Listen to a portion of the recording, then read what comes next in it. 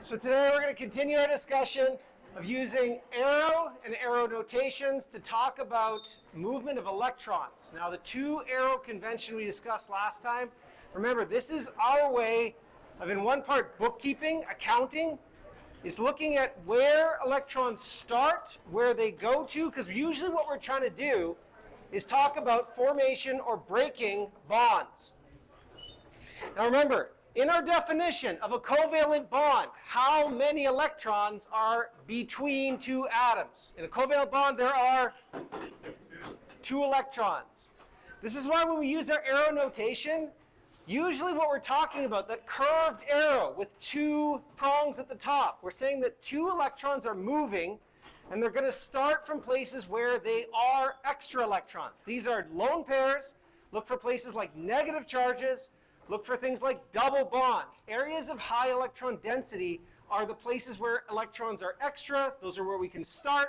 We had a name for this, a specific four-letter acronym from the valence bond theory. What orbital, molecular orbital, are we talking about when we talk about where electrons might start? We called it something specific. It was the highest occupied molecular orbital. So the highest occupied molecular orbital will donate electrons into the lowest unoccupied molecular orbital. So this is our target, our source and our sink. We left off last time introducing this concept of resonance. Now resonance is our way of sort of bridging this gap. Now remember, we've got this kind of Lewis dot. This is kind of the upgraded version of Lewis dot, right? What we have here is we're showing lines to represent bonds. We're showing points to represent carbons, right? So at this point right here, we've got a carbon. This is an oxygen. We're saying there's a double bond here. This is a simple notation. We're reducing things down. It's simpler than it really is in reality. We're reducing it down and saying that each of these atoms has a bond we can classify into two nice categories. A bond like this one here, what is that? That is a carbon-carbon, what kind of bond? Single bond, but we call it a sigma, right? This is a sigma bond, right? This here, this is a carbon-oxygen double bond, and in that carbon-oxygen double bond, we have what type of bonds included? There is a pi bond and that pi bond is made of what kind of hybrid orbitals? The pi bond arises because of what? What two orbitals have to overlap to create a pi bond? A p and a p, right. The sigma bond here is made up of what and what? It is a sp2, that's right. This carbon is sp2 hybridized. This oxygen, what's the hybridization of that oxygen too? That is what hybridization? Also sp2. Remember, when you're doing this hybridization count, you're saying what atom elements do I need, what atomic orbitals do I need to form the species? If you have to make a pi bond, you must reserve, hold back a p orbital to create that symmetry, that side-on overlap, right? So resonance is the next step we walk into. What we've observed in certain molecules, there are two big things we can see. One, even though in this bottom structure here, this is our what functional group? Down here at the bottom, carbon double bond oxygen, carbon single bond oxygen, carbons on both sides. That is our, what is this functional group called? Yeah, it is an ester, right? This is your ant ester. This is an ester functional group. And even though in this ester functional group, it looks like we have a carbon-oxygen double bond, which we'd expect to be shorter. It has a higher bonding point. A carbon-oxygen single bond, which we'd expect to be longer. What happens in reality? If we physically measure these bonds, both carbon-oxygens are about the same distance. It turns out that each of them kind of works out to what looks like about 1.5 what a normal carbon-oxygen would be. Not quite as short as a normal carbon-oxygen double, not quite as long as a carbon-oxygen single. In the same way, in benzene, even though the formal bonding here looks like we have a double bond and a single bond, what happens is the average, every carbon-carbon bond here has the exact same length. This property arises because of resonance. Resonance is this averaging over the molecular orbitals, not just the local orbitals we're dealing with. So it explains why some centers here are bound either tighter than we'd expect or actually are longer than we'd expect. The second part of this too is we get a case where the stability of these bonds is unusually good. Benzene is known that it's not just carbon-carbon double bonds. In fact, the carbon-carbon double bonds in benzene are less reactive than a normal carbon-carbon alkene would be. The carbon-oxygen double bond in an ester is less reactive than a normal carbon-oxygen double bond. That added stability arises because of resonance. Resonance has this general property of stabilizing molecules by building these longer bridges. Effectively, what you're doing is you're spreading out electron density. So up in the top example of benzene, we can think of it where benzene is truly represented not by either of these two structures. In fact, what we have is we represent the single bond, or this notation, as the resonance hybrid. It is a single Lewis dot correct structure with formal charges as appropriate, but it doesn't represent or capture the true nature of the molecule. It's one snapshot. And we say that the electron configuration is in resonance with some other correct Lewis dot structure. Both of these two are correct. And remember, the difference between them is up here. If I were to number these, 1, 2, 3, 4, 5, 6, 1, 2, 3, 4, 5, 6, I'm saying that between carbon 1 and carbon 2, there is two ways of representing that electron density, either as a single or as a double. It's more obvious down here, where if we look at this structure, oxygen 1 and oxygen 3 have very different characters. In one resonance contributor, it is a fully positive oxygen and a fully negative oxygen.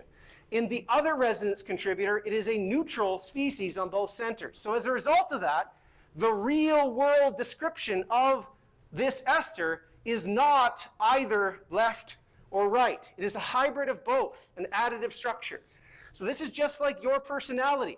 You might be kind one day, mean somebody else, happy, sad. You're a bunch of different things. Your character, on average, is a sum of all of those personality traits. So nice, normal, neutral, stable, Friday.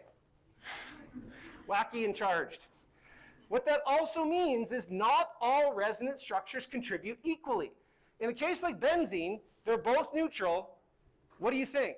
Are those equal contributors for benzene, left and right? Yeah, they're both, neither is more stable than the other. You can think of benzene as a true 50-50 mix of the two you see here. Down here, which do you think is more stable, left or right? Yeah, fully neutral versus charged. What that means is the real molecule we would draw as something that looks like the carbon skeleton. We would draw what would be sort of like a dotted bond connecting where there's kind of partial double character. There is a partial negative charge on oxygen, a partial positive charge on the other oxygen. That is kind of the distribution of charge between the two, and we can say it is not fully negative, it is not fully positive. The kind of real world version of this has some partial character. Overall, it's mostly neutral, but there is a bit of differential. There's a bit of a polarization as a result. So that's how we sort of talk through these parts. The resonance hybrid is an averaging of all these structures. Now, the most important thing is none of these resonance hybrids exist. You could not put them in a bottle. They are not intermediates. They're not low energy things on an energy surface. They do not interconvert. They have no lifetime. They're all sort of different pictures or perspective descriptions of the same molecule. Yeah, sorry. That was actually kind of my question, like whether or not these actually exist. No, yeah, they do not. They're just different representations of the fact that we're limited by this very simple single bond, double bond kind of geometry. The answer is, and why this happens is, the line drawing structures we have are trying to reduce bonding down to very simple 2 electrons, 2 atoms, that's it. That's a good starting position, but the true molecule is a molecular orbital made up of all of these different pieces averaged out. The bonding nature, what we call an actual bond, is 2 electrons that actually have density over the entire atom itself, or the entire molecule itself. So the best resonance analogy is if you had to describe green, if you had to describe the color green, and someone could not see the color green, one way you could do this, based on the language and the analogies that you had, is you could say, well, green the real thing you can't see, is kind of like a mix between blue and yellow. So it's not quite blue, it's not quite yellow, it has elements of both, it's this average between the two. It also means that you can have shades. Blue and yellow are your resonance contributors, but depending on the stability or where you are on the scale, you can have blue contributing more or yellow contributing more. So same thing goes. The number of resonance contributors will determine what the real molecule looks like, and there can be lots more than just two. Second thing too is every resonance contributor may not participate equally. Some can be dominant, some can be minor. But in the end, what you actually go through will be this averaging. Yeah? So for that answer that you mentioned earlier, would it look like more like the one on the left, like that's a stronger contributor? Yeah, like if you had to sort of put a number to it, so let's go back to these two. If you had to put a number to it, we've got two contributors, one is fully neutral, one is fully negative. The real molecule is not negative 0.5 or positive 0.5. It's probably like negative 0.1.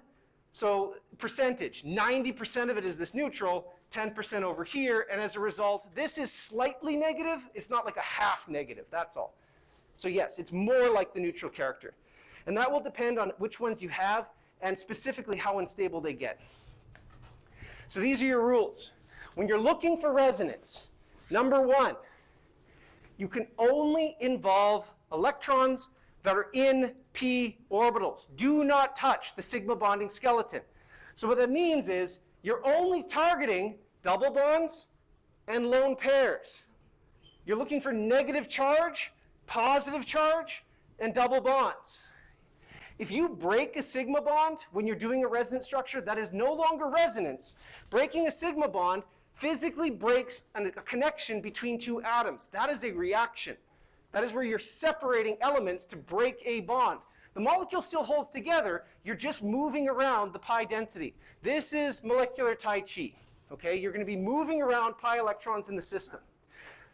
I got one laugh. The net charge of the molecule cannot change, because remember, all we're doing is moving distribution of where those charges are. We're not destroying electrons, we're not adding electrons, we're just changing where their localization is. So in the example we showed in the first case, ester was neutral overall, and if we move the electrons, we create a positive charge on one side, a negative charge somewhere else. If we're creating this disposition of charges, what's like ends up becoming kind of like molecular whack-a-mole. Creating a charge somewhere will come as an expense of destroying it somewhere else. We're only moving them around. So these first two are really, really important. If you're drawing a resonance contributor and you physically lost a sigma bond, or you've changed the molecular formula, it's not a correct resonance contributor. If you start with something that was neutral, you draw your resonance contributor, and that resonance contributor is now +2, when your starting molecule, I mean the overall charge. If the formal overall charge of the molecule goes from neutral to +2, something's wrong in your electron count somewhere. Last one is, do not violate the electron rule, or the octet rule. Now, there's a caveat. We want to do our best to always make sure all atoms satisfy the octet rule. We can have certain cases where atoms can go lower than 8 and are still allowed. You can go down in the octet rule. An element or an atom can be missing an electron. That's it standing there hoping, praying that this electron comes back to it. But you're never, ever allowed to put more electrons above the octet rule. Do not create things that look like this. So number one, this is carbon. This is our sp3 carbon. Normal satisfies the octet rule, right? Here's methane. If I were to add a base, and I were to deprotonate this, I'm going to yank off one of these electrons, I will form a product. Now if you look at how we've done this arrow, what I'm showing here is two electrons that used to be part of a bond. This arrow here is saying they come as part of this bond, they break that bond, they're now being donated towards the center. They are now sitting over here on the center. This is negative. Now first, is this resonance? Did I move Sigma bonds or pi bonds? This is a reaction. This is an acid-base reaction. But notice here, I have a center, a carbon, that has the right formal charge, still satisfying octet rule.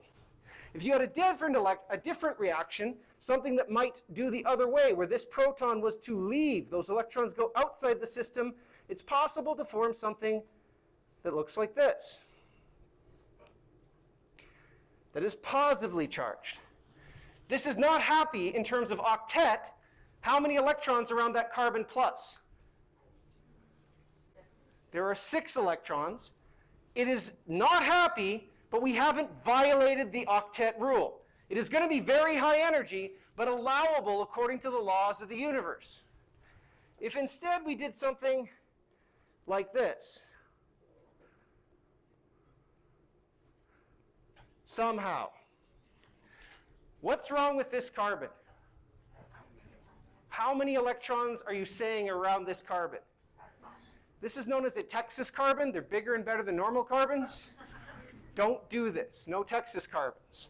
10 electrons in this way are disallowed. We cannot form structures that look like this. Now, I used to make this joke all the time. In the presence of asterostellar space, you can actually make these. So they're not totally disallowed. They're just, basically between here and Mars kind of thing. Still not allowed on the context of in our humble classroom. But this is what I mean. You can go down in terms of the octet. There are cases of stable, well, high energy, but stable resonance structures that are lower, but you cannot go up to 10. Yes? What about hypervalent? Like? Hypervalent? Oh, like iodine or phosphorus? Yeah, not part. We stop at carbon, nitrogen, oxygen. Woo!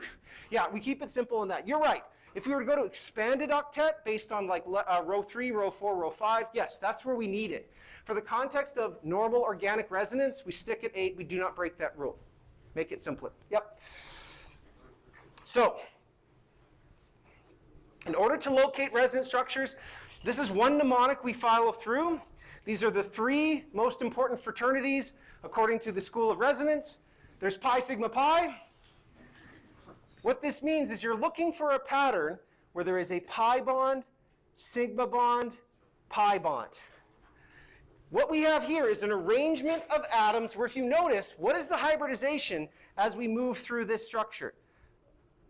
This carbon, this carbon, this carbon, this carbon. What is their hybridization? They are all sp2. So these contiguous runs of sp2 centers are what we need because remember, we have to have pi bonds, we have to have p orbitals in order for us to form these new structures. So this is one of those things to look for is if you have this pi, sigma, pi with no other interruption between the two. If I was going to draw the arrows that sort of connect these ones, let me redraw this. To go from the structure on the left to the structure on the right, I would say these 2 electrons are promoted down to form a new pi bond between here. These electrons are promoted up to create a lone pair. Now notice when you're doing these notations, you're saying the electrons start somewhere, they move somewhere else. To do this resonance transformation, how many electrons total had to move in this structure? There are how many? There are 4, not just 2. What would go wrong if I just did this? If that's all I drew, what am I saying the structure looks like? My sigma bonds are all normal. I didn't touch this pi bond. It's still in place. I've moved 2 electrons down, so I have a new pi bond across here. I have lost electron density around the tail. Notice that arrows, you leave behind positive charges, or they become more positive because you're moving electrons to their point. So this would become positive. Over here somewhere would become negative. But what's wrong right there?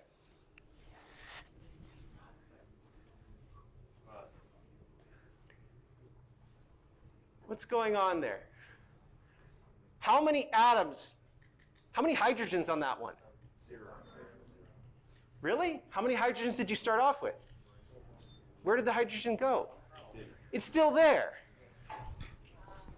There is 1 hydrogen here, which means down here, he's still chilling out. I have 1, 2, 3, 4. I have a Texas carbon. Unless you physically destroy that carbon-hydrogen bond, you violated the octet rule. This is not a stable or a possible resonance structure. So what we're saying, and this is where I go back to that analogy of it is now electronic Tai Chi. If the first double bond moves over to make that new double bond in between, that's allowed as long as the next double bond continues along the way.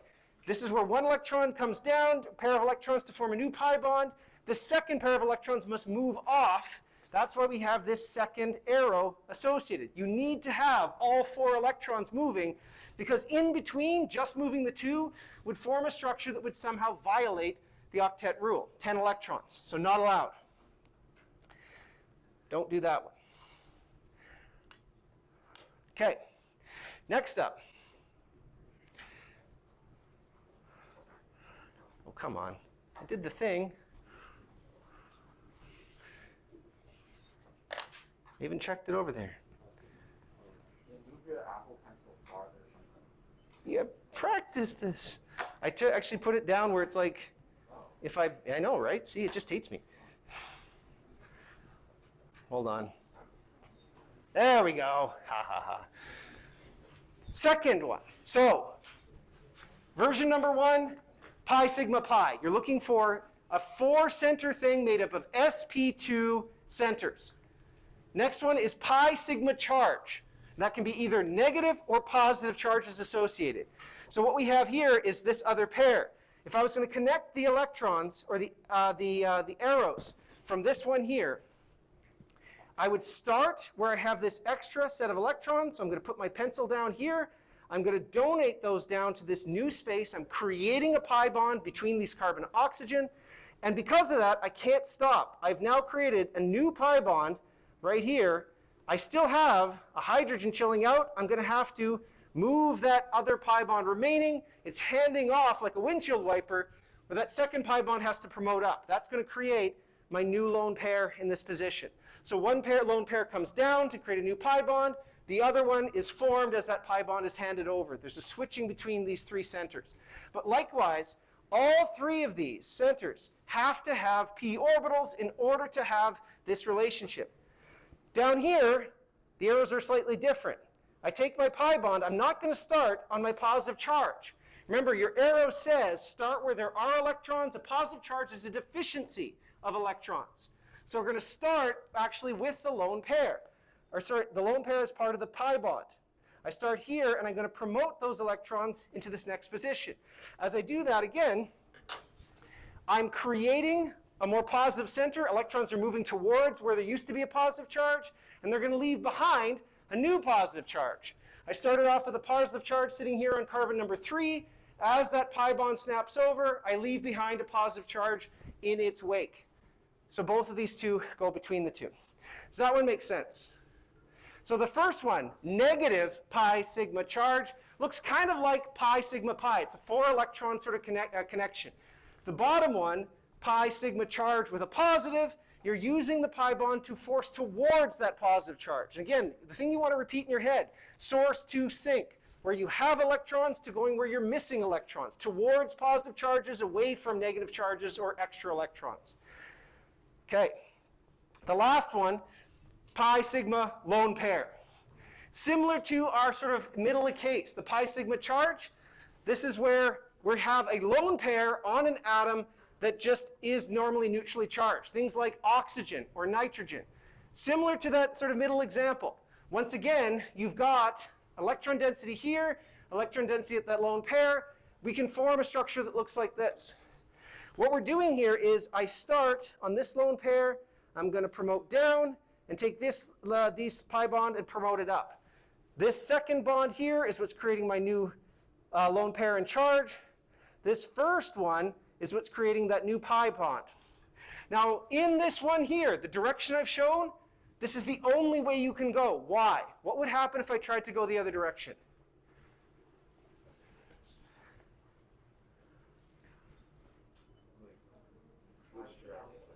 Yeah, let's draw that one out.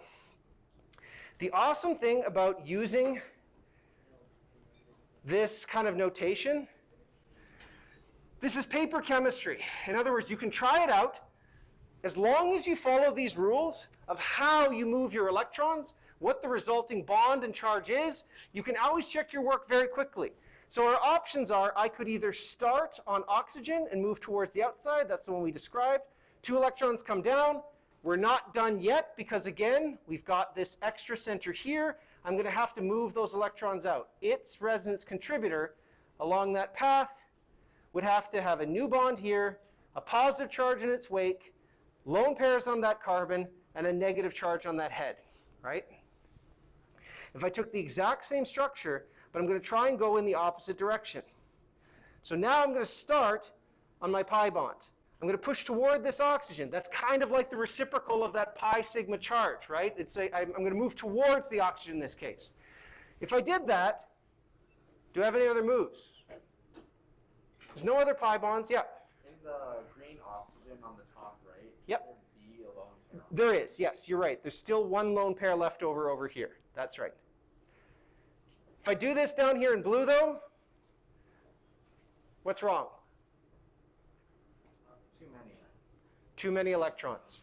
If I move these electrons over, and I'm going to say, sure, that's a resonance structure. When you're drawing resonance structures, the first thing you do is draw your sigma skeleton. Remember, you're not allowed to touch it, so all the sigma bonds need to be preserved. Then you start filling in the gap. Okay, well, I had 2 lone pairs in this oxygen. They have not gone anywhere. I have no arrows on this side that talk about what happens to those lone pairs. They're still present. I've drawn this arrow where I'm saying what used to be a pi bond here is now bonded over here. If I do that, I'm going to create positive charge here, negative charge over there. That's fine, but 1, 2, 3, 4, 5 pairs of electrons.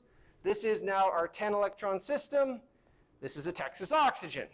Just as bad. Yep. What if you move one of the lone pairs? Good question. What if we said, you know what? How we fix this is I have to take these lone pairs and I need to move them. Where am I going to put them? On the carbon?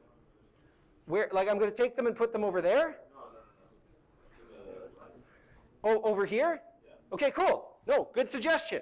If I did this, that looks okay. How many hydrogens do I have here? 3. So if I do that, let's go to that suggestion. That's now 5. That's a Texas carbon. So I got that. I've moved this electrons over here, and now I've got 3 hydrogens. Yeah. Texas. It looks like a hat. God. That's terrible. Anyway, it looks like very unhappy snowman. Still 10 electrons. We're not able to promote it the other side because we've got already a center. The carbon outside there has no p orbitals, has no pi bonds. We can't push it out there without destroying or we'd have to somehow get rid of one of these hydrogens, right? We'd have to break that bond. So not a resonance structure.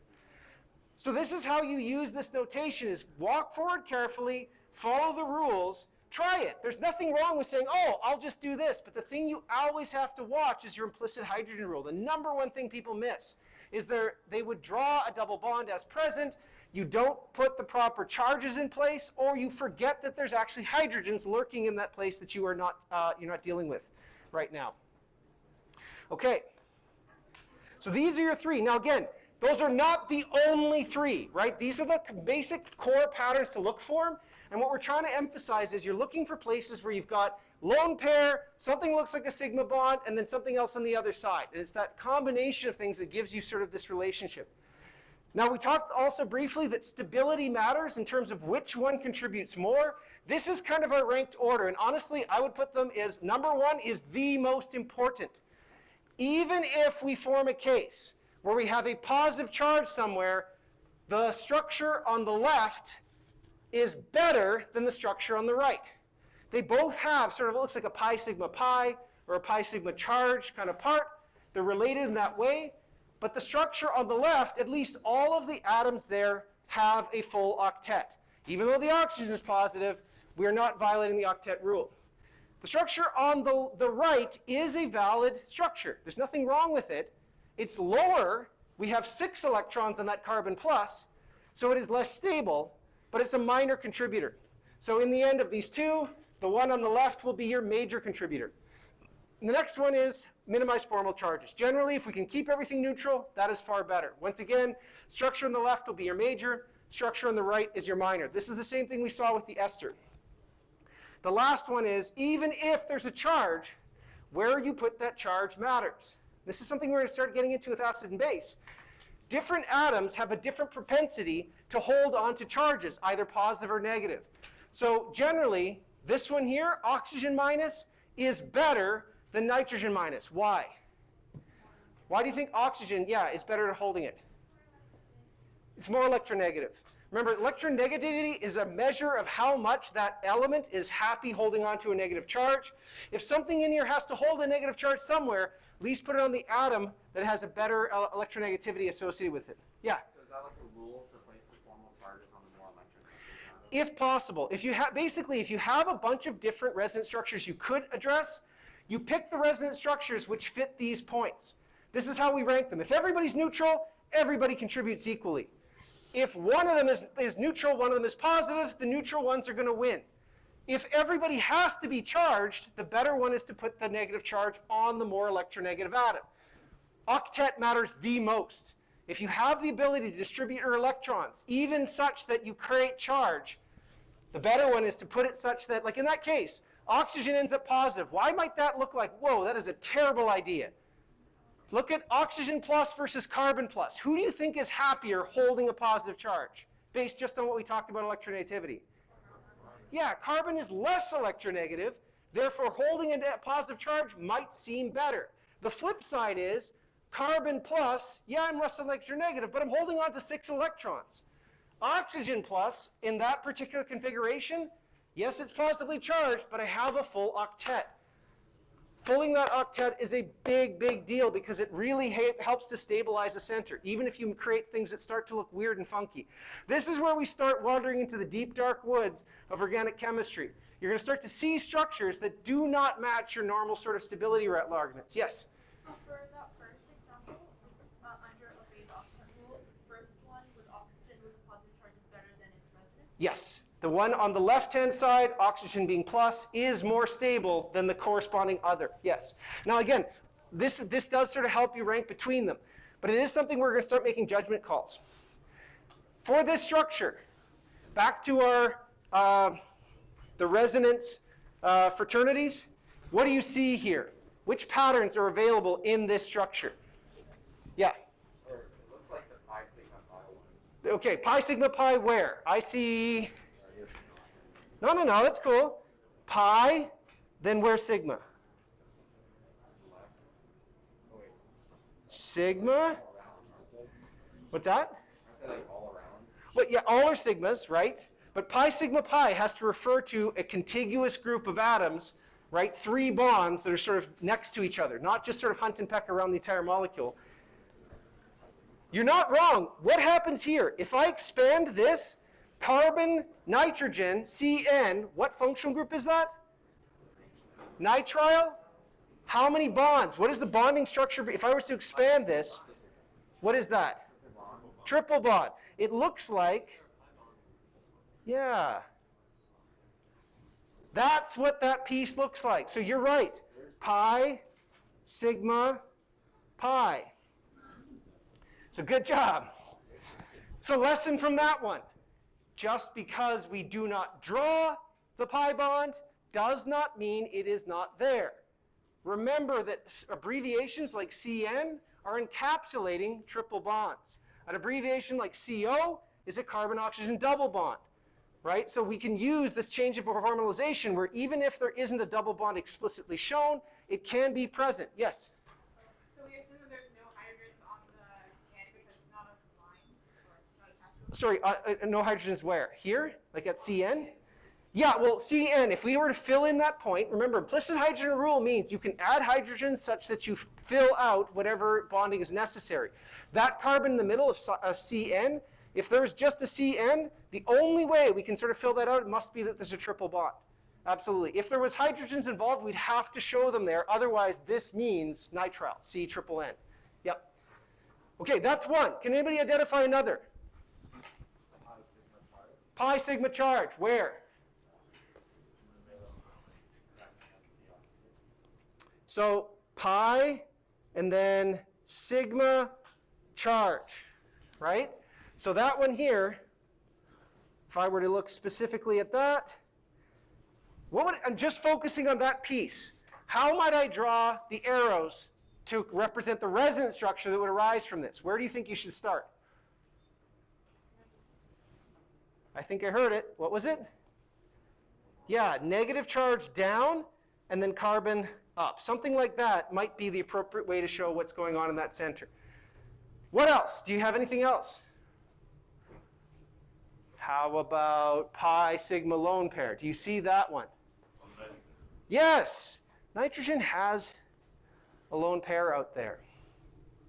There's a possibility to also involve that in other resonance structures. There's also lone pairs on this oxygen too, right? That oxygen minus, even though the major one is the negative charge associated, there can be resonance involvement at that center there too. So in fact, yeah, all three of these are contained in here. You can create resonance structures by invoking these different. Now again, this is also where these are not hard and fast rules. What we're talking about of pi sigma charge, one other way to think about it is the lone pair on oxygen, part of the charge might be what we're calling bringing into it. We're just trying to emphasize that look for the things and it can be either side, left and right. Yes? Yeah. You said there's a pi sigma lone pair on the nitrogen? It could be, yes. You could bring that one into the structure. I think that I would count this one as my main lone pair that I would actually be involved into this. Could you show how it works with the nitrogen? I'm confused where the pi bond is there.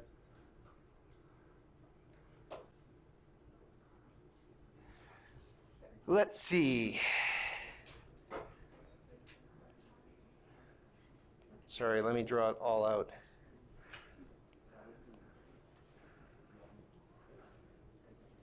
You're right, this one will not skip in, right? If I took this nitrogen and I try to do any part of it, that lone pair cannot be involved anywhere usefully, right?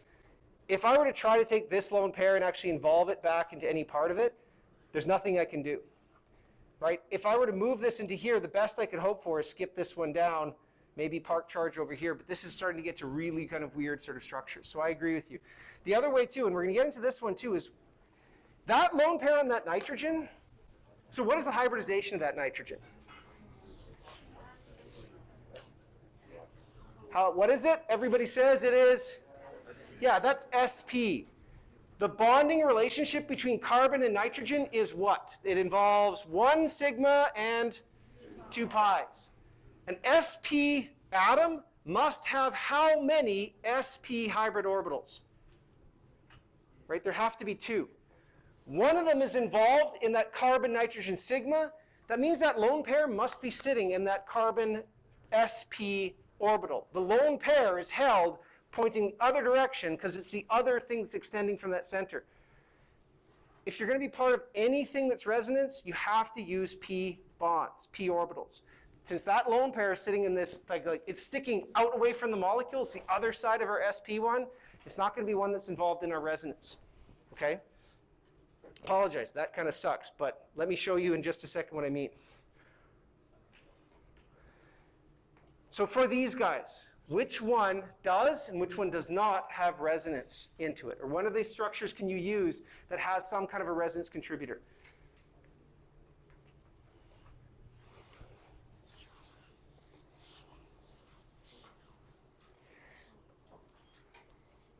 Okay, turn to the person next to you.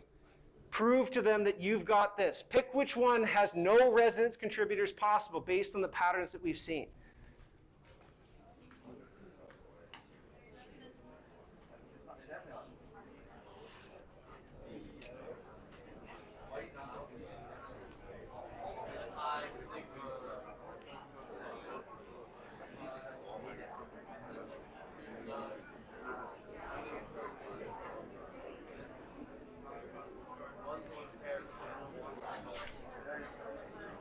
Okay. So on 3, consensus, A, B, C, D, or E, the answer is D. D has no resonance contributors. So, over here, let's start on B. B has our pi, sigma, and then a vacant site right here. That's just an abstraction of our pi sigma charge. I would draw the electron this way. I'm moving the pi bond towards the positive, leaving behind a positive charge. C, what would I call that? What's the major pattern you can see here in C? Pi sigma lone pair. The nitrogen has a lone pair, and I can draw it this way. I can move the lone pair off of nitrogen onto carbon. If I did it like this, what's the resultant charge on nitrogen based on the arrows I've done? It is now positive. Remember, it leaves behind positive charges.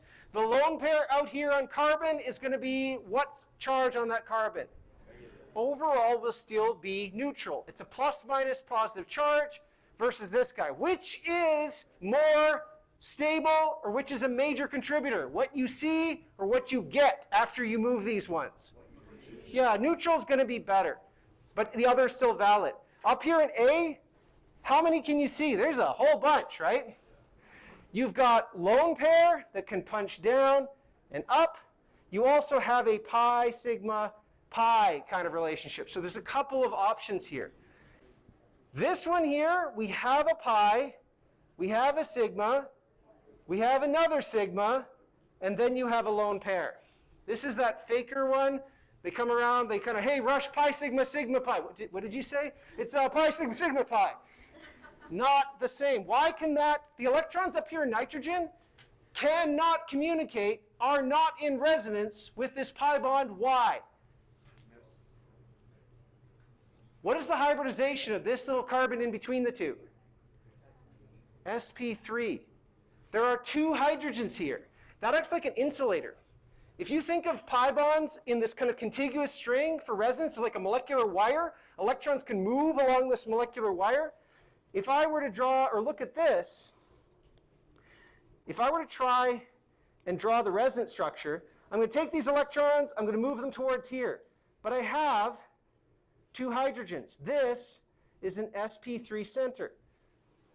If I move those electrons toward the center, the only way I can move through that center is to have to break one of those carbon-hydrogen bonds or create 5 electrons to that center. So this acts like an insulator, preventing the two from communicating with each other. The language we use would be the lone pairs on this nitrogen in C are in resonance, they are delocalized, they are part of some kind of resonance relationship. The electrons on this nitrogen are localized.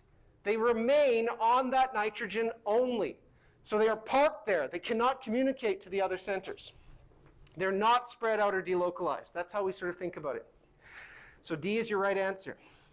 Now this is the most important thing when we start talking about hybridization. You guys should be used to looking at a center now and saying, oh, I can see 4 sigma bonds, I can see where my lone pairs are, I can see that these are hybridized according to sp3, sp2, or sp. What is the hybridization of that oxygen? That is sp2, no problem. The hybridization of this nitrogen is, it looks sp3, why? Yeah, lone pair, sigma bonds. If you just looked at this snapshot, it definitely looks sp3.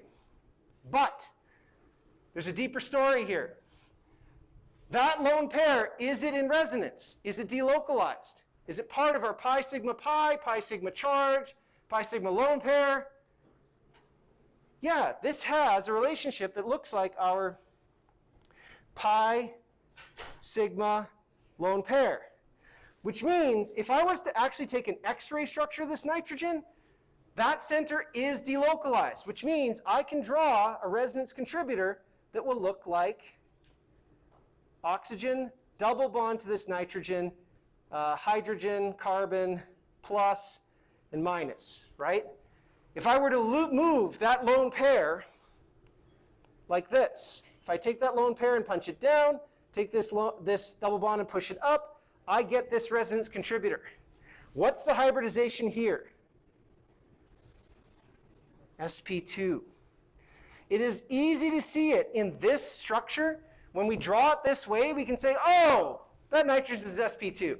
In that structure, what's the hybridization of oxygen look like? it looks now, just a sigma and a whole bunch of lone pairs, it looks sp3. Hybridization does not change. You can't snap between the two in the same way that benzene is not a long bond and a short bond. If that lone pair is delocalized, what is our rule? What orbital has to be involved for resonance? Sigma bonds or pi bonds? Pi bonds, which means p orbitals. This lone pair must be reserved in some kind of p orbital. So you can think about it where this lone pair, this nitrogen, the true structure of this, that lone pair is reserved in a p orbital so that it can create a resonance structure. If I was to say, that's sp3 hybridized, it would mean it's tetrahedral. It means it's not available for doing our resonance. So the true hybridization of any atom will be bound or changed based on its involvement in some kind of resonance hybrid structure. Remember, individual resonance hybrids are not real molecules. They're one representation. It is incorrect to say that nitrogen at the top is sp3. That's just because that's how it looks today. It's not Friday yet. Once it's Friday, I'm sp2. So it must remain sp2 the whole time. It doesn't pop between these two structures. So if there is resonance that's involved, we keep it in this structure. All right, let's practice this. Let's draw a new resonance structure based on this amide. If I start over here, give me one other resonance structure that's possible by using some sort of arrow pushing notation. So somebody call it out. Where do I start? Where do I put my pen down? Where am I going to move? Pi bond, okay. If I start at the pi bond, where am I going to go? I'm going to go towards the oxygen, like that. Everybody agree? Did I violate any rules? Okay, so if I do that, let's finish the structure. When you're drawing resonance contributors, you can start by saying, here's the arrow I choose to move. Now what you do is you fill in the structure with all of the sigma bonds that you did not change, right? So if I have 1, 2, nitrogen here, here, here, oxygen, I had 2 lone pairs up here. I'm now going to have 1, 2, and I moved 1 up is 3. So what must the charge on that oxygen be now, based on what I've drawn? Has to be negative. Good. What else? What else am I missing? I need something else or something's wrong here. Yep. For the lone pair from the nitrogen, you can move it to the left of the nitrogen. Okay, yeah, we could continue. But let's say just for a second, if this is all I drew, what should the structure be here? If all I drew was this one arrow, I haven't violated anything, I agree this is possible, but if I did this, oxygen is negative, I'm missing a positive charge somewhere. Where does it have to go? On the carbon? Yeah, right here. If all I did was involve just that carbon-oxygen pi bond, I would promote it up, I get a positive charge on carbon, oxygen is negative. This is not, I will say, this is not the worst resonance structure, but there's something that I would not stop here. This is not something I would propose as a resonance structure. Why do you think that is? Because there's a lone pair on the nitrogen. Well, lone pair on the nitrogen, yeah, you have an option, right? The problem of doing this is all I did was say, look, this is a bond. If I take a bond like this, and I take the lone pairs from this bond, and just park them here, that's like holding 2 magnets just a couple of millimeters apart. I've got this really strong negative and positive charge that are just so close. This is not a good way to draw what the structure looks like because it'll very happily slam back together to this. Again, if you were to draw this as a resonance structure, that's correct. We have not violated octet. Yes, we've got our charges in the right place. We moved only pi bonds. I'm not saying this is wrong. This is just a very minor contributor because it is ridiculously high in energy. I'm trying to hold 2 charges that are just mere tiny angstroms apart from each other. So yes, there's a better way. Instead of just involving this, start with the nitrogen as well. So I'm going to draw that one separate as a different path. If we start with this lone pair on nitrogen, if I push down with this one first and then up here, what I will create, again, you draw out all of your sigma structures. My oxygen, it started off having 2 lone pairs. It will now have 3. Once again, it's going to be negatively charged in this oxygen. I now have a new pi bond as a result of this arrow and a positive charge in this nitrogen. This is what I would consider to be your major two resonance structures for this center. Now, when you're doing this, the philosophy I have is, again, start where you have electrons, move from end to end. In my mind, I start with nitrogen, I push this in, and that's what precipitates this oxygen from kicking out those electrons. One to the other, kicks over. Okay? So that's one way you sort of draw through this point. This is the major one you would look at. Yes? Isn't carbon like less electronegative than nitrogen, so you'd want to have the positive charge more than nitrogen? Good choice. Again, carbon is less electronegative than nitrogen. What else is wrong about this one, though? I guess it is too close. It's too close, but there's one more. Yeah? Missing oxide. 6 electrons. You are forcing, yeah, okay, carbon, you got this. You're more electropositive. You can handle this. Ah! This at least has full octet, right? For sure. Okay. What's the hybridization of that nitrogen at all times? It is what? sp2. Never, ever get head faked by this. Just because you see a single line bond structure where the hybridization looks one way, examine if it has resonance. If it has to have resonance, that lone pair must be reserved in a p orbital. All right, guys, I will see you on Friday.